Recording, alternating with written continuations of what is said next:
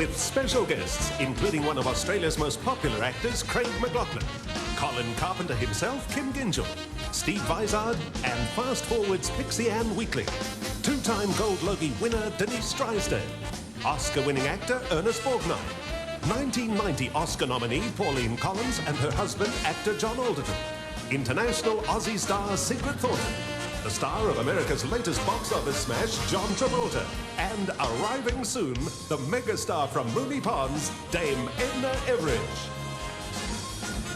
Tonight, we'll find out if Daryl Summers can make it 2 in a row for gold. Will Mary Ann Fay from the comedy company be named most popular comedy performer? Can Neighbours do it again and take out the most popular series for '89? Or will Home and Away pit them to the post? Who will be Australia's most popular new talent? And who will take home the Silver Logies for the most popular actor and actress on Australian television? Would you please welcome your host for this evening, Mark Mitchell.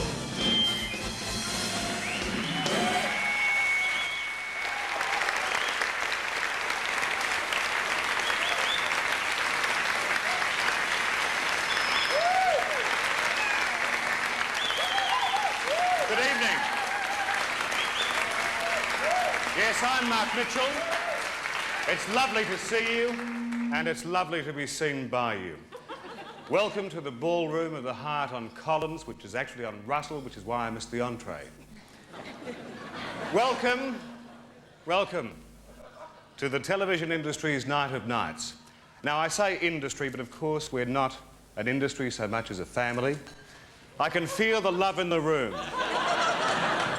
It's tangible. I can almost smell it. I can certainly taste it. Hello, Auntie Dulcie.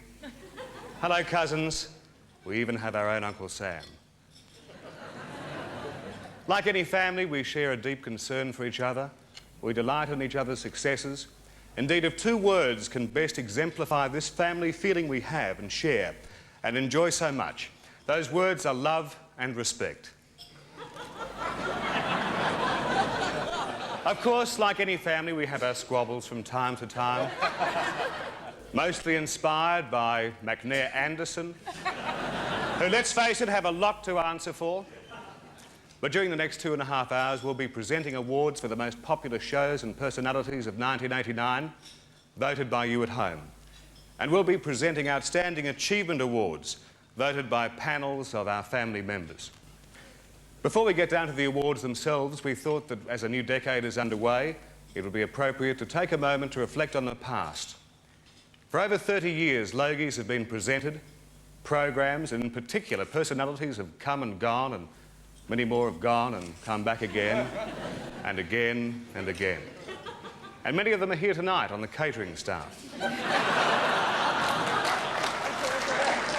If you've missed some of these comings and goings or aren't old enough to remember, then here's an action replay of the past 33 years of Australian television, starting from that magic day when the first TV set arrived.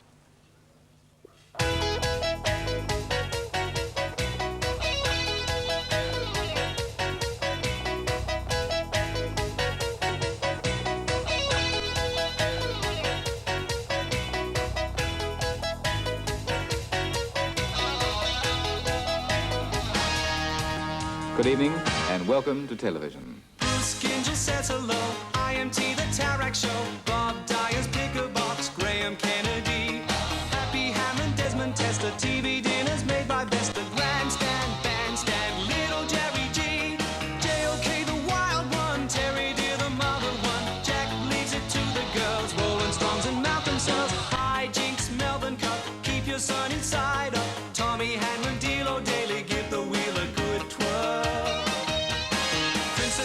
Jenny Han, Normie's off to Vietnam, Hello Mavis, Renton Avis, Tony Lamont, Tiny Tim, Bobby Lim, Happy Housewives use Vim, Bill Collins, Auntie Graham Bond, Homicide, the Crawford Thriller, Dr. Julius Sumner Miller, Arthur, you're a star, Carl Carter, Bill McGraw, Digby Wolf, Colgate Lady, Jimmy Hannon, Philip Brady,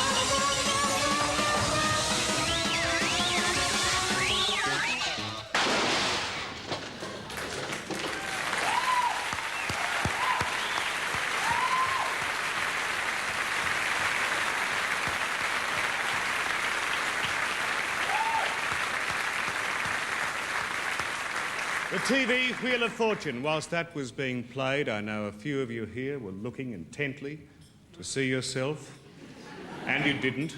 Well, I know exactly how you feel. In any event, ladies and gentlemen, it's time to meet the first of our very special Logies guests. He's won an Oscar for Best Actor in his role in Marty. He starred in one of Australia's first international movies, The Summer of the 17th Doll.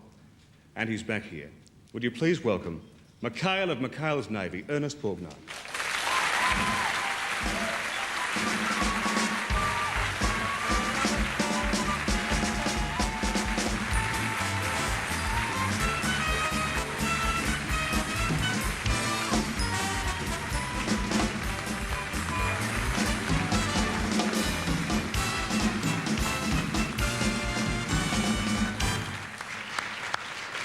Funny, that song follows me everywhere. No wonder. It's superb. Ernest, you've been in the situation that many people here have been in tonight, waiting for the envelope, waiting to hear your name called. When you were waiting for your Oscar, how did it feel? Well, I had no imagination of ever winning, so I felt good. As a matter of fact, my wife at the time said, "Why are you sleeping this afternoon?" Yes, she was. That's past. And I said, "But I'm not going to win. What am I worried about, you know?" And when my name was called out, I'll never forget, I had made a bet with Jerry Lewis, the comic who was then emceeing the show. And he said, "I'll bet you $1.99 that you're going to win." So I had 199 pennies in a red sock. And after my name was called, I handed it to him, and I went up to Grace Kelly to get my Oscar. That's fantastic.